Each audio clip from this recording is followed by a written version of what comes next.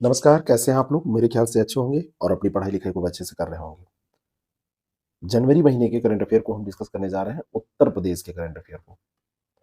UP special.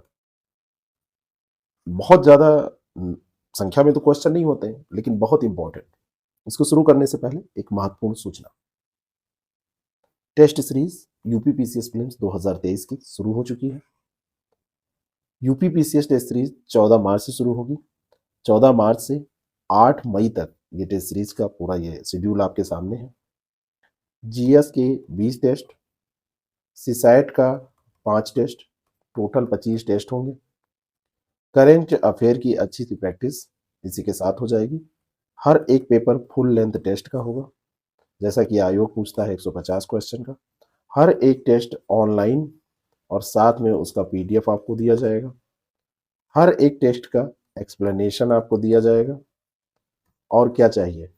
6307281212 या 7408281211, इन दोनों में से किसी भी नंबर पे व्हाट्सएप या कॉल करके आप जानकारी ले सकते हैं और इसको ज्वाइन कर सकते हैं। पहला प्रश्न जनवरी महीने के करंट अफेयर का। सांसद खेल महाकुंभ का उद्घाटन प्रधानमंत्री द्वारा वर्चुअल माध्यम से कहां से किया गया? वर्चुअल माध्यम से किया गया है। सबसे इंपॉर्टेंट बात यह है, उत्तर प्रदेश से किया गया है और उत्तर प्रदेश की डिस्ट्रिक्ट का नाम यहाँ का दिया हुआ है, इसमें बस्ती से किया गया है। 8 से 18 जनवरी की 18 जनवरी से 28 जनवरी के बीच में 18 जनवरी से 28 जनवरी 2023 के बीच में बस्ती में इसका आयोजन हुआ और इसका उद्घाटन किया था प्रधानमंत्री मोदी ने, लेकिन वर्चुअली किया था। बहुत सारी प्रतियोगिताएं इसमें हुई, शतरंज, carrom, handball, volleyball, painting, rangoli, निबंध लेखन, ये सब। इंपॉर्टेंट बस इतना है कि कहाँ पर हुआ और किसने इसका उद्घाटन किया था। जनवरी 2023 में उत्तर प्रदेश में किस राज्य की तर्ज पर खेती का सर्वे करने का निर्णय लिया गया? अभी तक हमारे यहाँ रबी, खरीफ और जायद की जो फसल है उसका अनुमान के आधार पर सर्वेक्षण किया जाता था, अनुमान के आधार पर आंकड़े दिए जाते थे। लेकिन अब यहाँ पर सर्वे किया जाएगा, सर्वेक्षण किया जाएगा। ऐसा पहले कर्नाटक में होता था, तो कर्नाटक के तर्ज पे ही अब उत्तर प्रदेश में किया जाएगा। कर्नाटक से यूपी ने सीखा है कि अब हम सर्वे करेंगे खेती का। उत्तर प्रदेश के बनारस में कैंट रेलवे स्टेशन से गोदोलिया, ये नाम याद रखिएगा स्थान का, यहाँ तक के सफर के लिए रोपवे की सुविधा शुरू की गई। और इस सुविधा की जो घोषणा हुई है, इसमें कितने रुपए का बजट मंजूर किया गया? दोनों स्थान याद रखिएगा। उत्तर प्रदेश में तो खैर ये पहली मर्तबा हो रहा है। इंडिया में कौन सा शहर है जहां पे रोपवे चलता है? पहला शहर क्या बनारस ही है? ये आपको बताना है और इसके लिए 200 करोड़ रुपए का आवंटन किया गया है। उत्तर प्रदेश में मनरेगा की हाजिरी किस ऐप से लगाने की व्यवस्था की गई है? बड़ी धांधली होती है मनरेगा में, आप जानते हैं। प्रधान जी जो है वो अपना पेट भरने का पूरा प्रयास करते हैं और पेट ऐसे भरते हैं कि दूसरों का पेट खाली हो जाता है। 2 जनवरी 2023 को एक घोषणा की गई ग्राम्य विकास विभाग की तरफ से, जिसमें कहा गया national mobile monitoring system app, national mobile monitoring system app के थ्रू अब 100% हाजिरी लगाई जाएगी। 100% हाजिरी इसी के जरिए लगाई जाएगी, जिससे कि पारदर्शिता, ट्रांसपेरेंसी आ सके। उत्तर प्रदेश लोक सेवा आयोग के द्वारा शुरू की गई OTR प्रणाली का पूर्ण रूप क्या है? OTR प्रणाली का पूर्ण रूप क्या है? OTR जो प्रणाली है, इसका फुल फॉर्म तो आप जानते हैं, वन टाइम रजिस्ट्रेशन है। और इसका मतलब यह है कि यूपी पीएससी का कोई भी फॉर्म जब आएगा, अगर आपने OTR कर रखा है तो OTR करने के बाद में बस फॉर्म को आपको फिल करना होगा, बाकी पूरा डिटेल बार बार नहीं डालना होगा। तो ये जो OTR प्रणाली है, ये 3 जनवरी को जब वेबसाइट नई लॉन्च की गई थी सीएम योगी आदित्यनाथ जी के द्वारा, तो 3 जनवरी को ही इसको इंट्रोड्यूस किया गया था, बताया गया था, इसको भी लॉन्च किया गया था। तो आप लोगों को भी OTR करना ही होगा, कर दीजिए और अपना फॉर्म फिल कर लीजिए। सहभागिता योजना का संबंध किससे है? उत्तर प्रदेश के मुख्यमंत्री योगी आदित्यनाथ ने ये सहभागिता योजना शुरू की है। ये बृहद गौ आश्रय स्थल के संबंध में ये योजना है।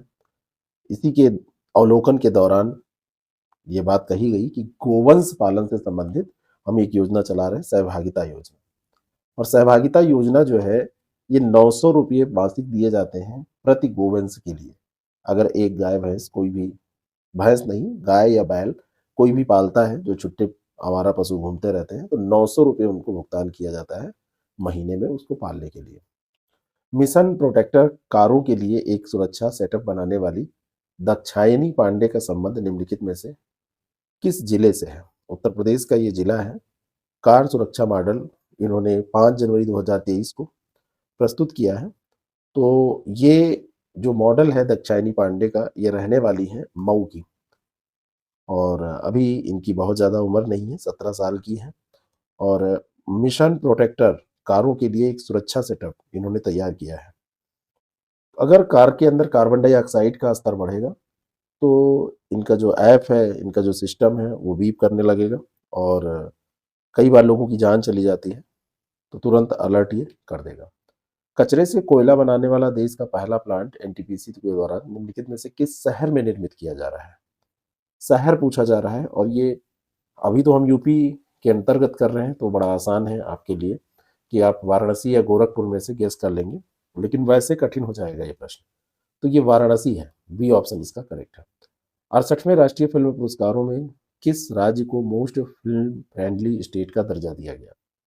Most film friendly state Uttar Pradesh को चुना गया है, सी ऑप्शन इसका बिल्कुल करेक्ट है। और यूपी में वेब सीरीज पर भारी सब्सिडी देने का भी प्रावधान किया गया है कि अगर यहाँ वेब सीरीज की शूटिंग्स की जाएंगी, शूट किया जाएगा, तो यहाँ पर उसमें छूट दी जाएगी, 25% तक छूट की बात इसमें कही गई है वेब फिल्मों पे, और वेब सीरीज पर 50% तक है। वेब सीरीज और वेब फिल्म दो कैटेगरीज में बनाई गई है। तो वेब सीरीज पे जो बात कही गई है वो 50% छूट देने की कही गई है, सब्सिडी।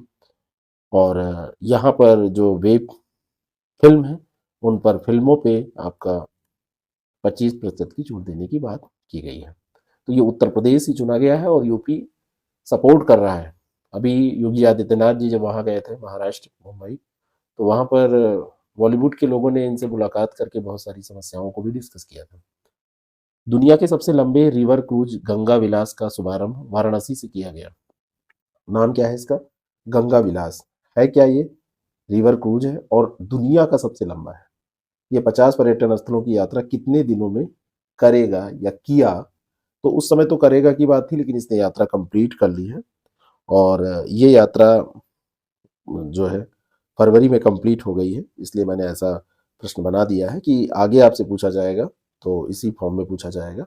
तो 51 देशों की यात्रा इसने किया है, एक 50 देशों स्थलों की यात्रा किया है, और 51 दिनों में किया है। कितने दिनों में किया है? 51 दिनों में किया है। ये डेज की बात हो रही है। देश का पहला स्पाइनल इंजरी रिहैबिलिटेशन सेंटर निम्नलिखित में से कहाँ पर खोलने की मंजूरी दी गई है? तो ये बनाया जाएगा spinal injury rehabilitation centre BHU में, बनारस हिंदू यूनिवर्सिटी जो है वहाँ पर बनाया जाएगा। ये जो टेस्ट का कार्यक्रम हमारा है, इसको करने का, लॉन्च करने का मकसद यही है कि अंत समय अच्छे प्रश्नों की आपकी प्रैक्टिस हो, और 150 प्रश्न जब आप तैयार करें तो कम से कम 150 तो हो ही तैयार, आपके लगभग 200 क्वेश्चन और तैयार हो जाए, तो लगभग 400 क्वेश्चन के आसपास एक पेपर से आप 350-400 क्वेश्चन तैयार करें। 25 टेस्ट के माध्यम से 7-8 हज़ार प्रश्न आपके तैयार हो जाए। तो आप अगर अच्छे से प्रैक्टिस करना चाहते हैं तो इसका लाभ उठा सकते हैं। उत्तर प्रदेश में 2021 लगभग 2020-21 में लगभग कितने क्षेत्रफल में मोटा अनाज बोया गया? क्योंकि ये मोटा अनाज चर्चा में रहा है, तो 2020-21 में ये ईयर दिया हुआ है, कितना लगभग बोया गया? तो ये 83 लाख हेक्टेयर, 83 लाख हेक्टेयर क्षेत्रफल में मोटा अनाज बोया गया है। और इसमें से देखा जाए तो 9.05 लाख हेक्टेयर का जो क्षेत्र रहा है, जिसमें अकेले बाजरा बोया गया है ना? बाजरा अकेले इतने क्षेत्र में बोया गया है, यानी कि 10% से ज़्यादा एरिया तो बाजरा ने कवर कर लिया है मोटे अनाजों में से। क्योंकि मोटे अनाज का इस समय चारों तरफ से आप देखेंगे प्रचार प्रसार, इसकी चर्चा चलती रहती है, तो ये पूछा जा सकता है। यस भारती सम्मान की तर्ज पर उत्तर प्रदेश की मौजूदा सरकार ने देश विदेश में प्रदेश का नाम रोशन करने वाली विभूतियों को किस पुरस्कार से सम्मानित करने का निर्णय लिया है? पहले इसको यश भारती सम्मान कहते थे, लेकिन अब उसी तर्ज पे इसका वही पुरस्कार है, लेकिन इसका नाम बदल दिया गया है। वैसा ही पुरस्कार है, मिलता जुलता। तो इसका नाम रखा गया है उत्तर प्रदेश गौरव सम्मान। उत्तर प्रदेश गौरव सम्मान के अंतर्गत 11 लाख रुपए दिए जाएंगे। पहले ये समाजवादी पार्टी की जब सरकार थी तो ये भारतीय सम्मान था, अब इसका नाम ये हो जाएगा उत्तर प्रदेश गौरव सम्मान। शास्त्रीय संगीत, लोक संगीत, ललित कला, नाट्य विधा, फिल्म व मीडिया, समाज सेवा, युवा कल्याण, समाज कल्याण, महिला एवं दिव्यांगजन, कृषि, उद्यान, दुग्ध, ये सब एक कैटेगरी है। गौ सेवा, उद्यमिता, कौशल विकास, रोजगार सृजन, स्वावलंबन, शिक्षा, साहित्य, विज्ञान, प्रौद्योगिकी, इन्हीं सब क्षेत्रों में इसको दिए जाने की बात की गई है कि इन क्षेत्रों में उत्कृष्ट योगदान करने वाले लोगों को ये प्रदान किया जाएगा। जनवरी 2023 में कालिंजर दुर्ग में 10वीं शताब्दी की मूर्तियां मिली हैं। कालिंजर दुर्ग किस जिले में स्थित है? यहाँ प्रश्न है, कालिंजर दुर्ग किस जिले में स्थित है? तो ये स्थित है आपका बांदा में। कालिंजर दुर्ग बांदा में स्थित है और ऐतिहासिक है। गणेश भगवान, शिवलिंग, विष्णु भगवान, माँ लक्ष्मी जी की यहाँ पर प्राचीन मूर्तियां मिली हैं। निम्नलिखित में से कौन सा युग्म सही सुमेलित है? Jyoti Shukla handball, Mohammad Arif hockey, Suhas Alwai para badminton, Manisha Bhati badminton. 24 जनवरी 2023 को जब उत्तर प्रदेश दिवस मनाया जा रहा था तो राज्यपाल और मुख्यमंत्री के द्वारा खेल उपलब्धियों के लिए जो भी प्रतिभाएं हैं उनको लक्ष्मण और लक्ष्मीबाई पुरस्कार दिए गए थे। तो रानी लक्ष्मीबाई पुरस्कार पाने वाली में जो ज्योति शुक्ला थी, यह हैंडबॉल की खिलाड़ी। सामान्य वर्ग में 2021 का पुरस्कार इनको मिला है। मोहम्मद आरिफ जो हैं ये हॉकी, मोहम्मद आरिफ जो हैं ये हॉकी के हैं, तो ये भी सही है। और सुहास अलवाई ये आईएएस हैं, आप जानते होंगे, पैरा बैडमिंटन इनका क्षेत्र है। और मनीषा भाटी जो बैडमिंटन दिया हुआ है, तो मनीषा भाटी बैडमिंटन नहीं है, मनीषा भाटी वुसु की खिलाड़ी है, वुसु। तो ये गलत हो जाएगा, पहला, दूसरा और तीसरा सही होगा, बी ऑप्शन इसका बिल्कुल करेक्ट हो जाएगा। पद्मश्री पुरस्कार 2023 के लिए चयनित उत्तर प्रदेश के 7 विभूतियों में निम्नलिखित में से कौन शामिल नहीं है? पद्मश्री पुरस्कार में कौन शामिल नहीं है? पद्म पुरस्कार जो दिए गए उसमें पद्मश्री की बात हो रही है, पद्मश्री में कौन शामिल नहीं है? राधाचरण गुप्ता, ऋत्विक सान्याल, उमा शंकर पांडे, ये तीनों शामिल हैं। मुलायम सिंह यादव भी शामिल हैं पद्म पुरस्कारों में, लेकिन इनको पद्म श्री पुरस्कार नहीं दिया गया है। इसके बजाय इनको क्या दिया गया है? पद्म विभूषण दिया गया है। क्या दिया गया है? पद्म विभूषण। तो डी ऑप्शन इसका करेक्ट हो जाएगा, क्योंकि पद्मश्री पूछा जा रहा है। बिजली कनेक्शन की संख्या की दृष्टि से राज्यों का सही अवरोही क्रम आपको बता रहे हैं, यानी कि सबसे ज्यादा संख्या कहाँ की है, फिर उसके बाद 3 स्थान यहाँ पर। 27 जनवरी 2023 को एक आंकड़ा जारी हुआ। उत्तर प्रदेश पावर कारपोरेशन के चेयरमैन हैं एम देवराज। उन्होंने बताया कि 8 सालों में नियर अबाउट 47 करोड़ नए कनेक्शन दिए गए हैं उत्तर प्रदेश में, और इसी के साथ यूपी प्रथम स्थान पर पहुंच गया है। आपसे पूछा जा सकता है यूपी का स्थान क्या है या प्रथम स्थान पर कौन सा प्रदेश है, तो आप बताइएगा उत्तर प्रदेश, और सेकंड पे महाराष्ट्र और थर्ड पे तमिलनाडु है। कनेक्शन याद रखना जरूरी नहीं है, लेकिन 2.74 करोड़ कनेक्शन उत्तर प्रदेश में है।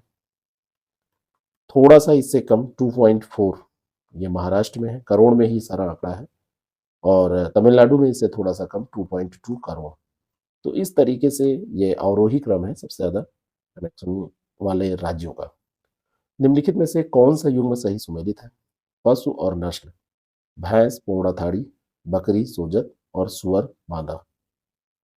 कृषि अनुसंधान परिषद जो भारत का है, भारतीय कृषि अनुसंधान परिषद, तो उनका एक राष्ट्रीय पशु आनुवंशिक संसाधन ब्यूरो है।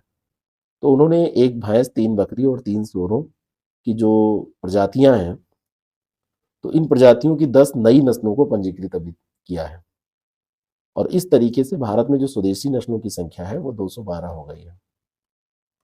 तो इसमें भैंस पूर्णाथाड़ी की, बकरी सोजत और सुअर बांदा, क्योंकि बांदा यूपी में है इसलिए ये इंपॉर्टेंट हो जाता है क्वेश्चन, ये तीनों सही सुमेलित है। कभी भी आपसे पूछा जाए तो आप बता दें। 10 से 12 फरवरी तक ग्लोबल इन्वेस्टर समिट का आयोजन कहाँ पर किया गया? यूपी ने निवेश को आकर्षित करने के लिए 10 से 12 फरवरी तक ग्लोबल इन्वेस्टर, ये मुख्य डेट थी, बाद में 2 दिन और इसको एक्सटेंड किया गया था। तो 100 दिवसीय बेसिकली ये कार्यक्रम है। यूपी ग्लोबल सिटी अभियान कार्यक्रम भी 100 दिवसीय चल रहा है। और ये 100 दिवसीय या ऐसा नहीं है, एक बार ये मान लीजिए कि मेला लगाया जाता है, एक बार मीटिंग की जाती है, बाद में तो ये क्रम चलता रहता है। लेकिन जब ये 10 से 12 फरवरी को हुआ तो इसका आयोजन स्थल था लखनऊ। बी ऑप्शन इसका बिल्कुल करेक्ट हो जाएगा।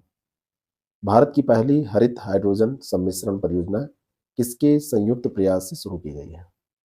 हरित हाइड्रोजन सम्मिश्रण परियोजना तो ये शुरू की गई है एनटीपीसी और गुजरात गैस लिमिटेड के द्वारा। उत्तर प्रदेश गैस लिमिटेड इसमें नहीं है, केवल कंफ्यूज करने के लिए क्वेश्चन यहाँ पर दिया गया है। एनटीपीसी और गुजरात गैस लिमिटेड ने मिलकर इसको शुरू किया है। डी ऑप्शन इसका करेक्ट हो जाएगा।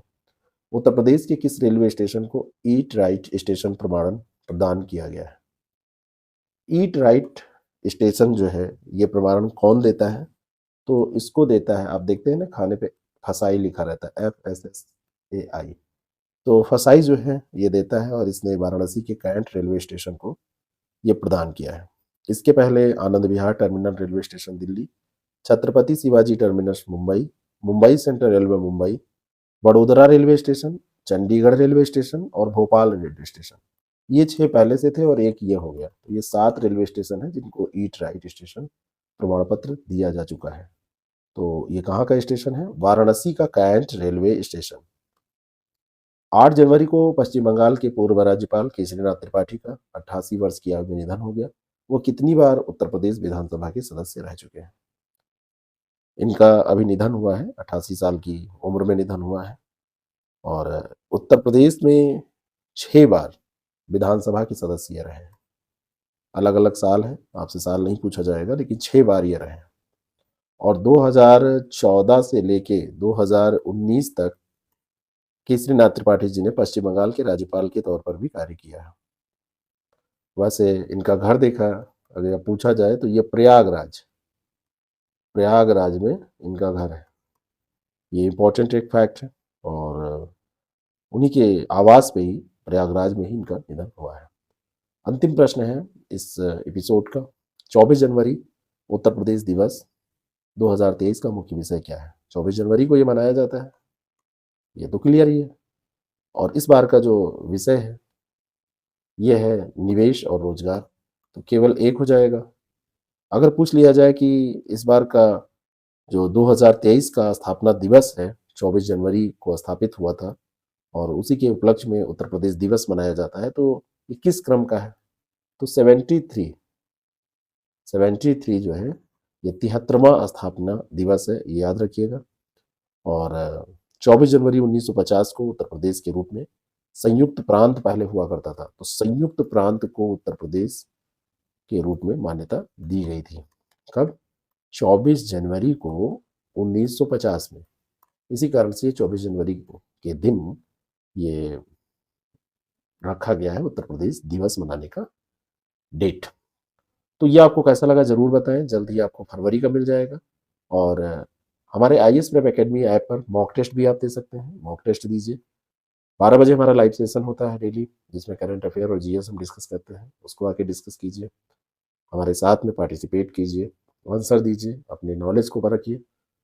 और अगर आप चाहते हैं कि आपकी रिवीजन, आपकी तैयारी और आपके पढ़ने के तरीके में, पढ़ने के मटेरियल में कुछ वैल्यू एडेड हो सके तो ज़्यादा अच्छा रहे, ऐसी चाहत अगर आपकी है तो 6307281212 या 7408281211 ये 2 हमारे नंबर हैं। इन पर आप व्हाट्सएप या कॉल करके जानकारी लीजिए और हमारा जो टेस्ट सीरीज प्रोग्राम है इसका लाभ आप जरूर उठाइए। Thank you so much.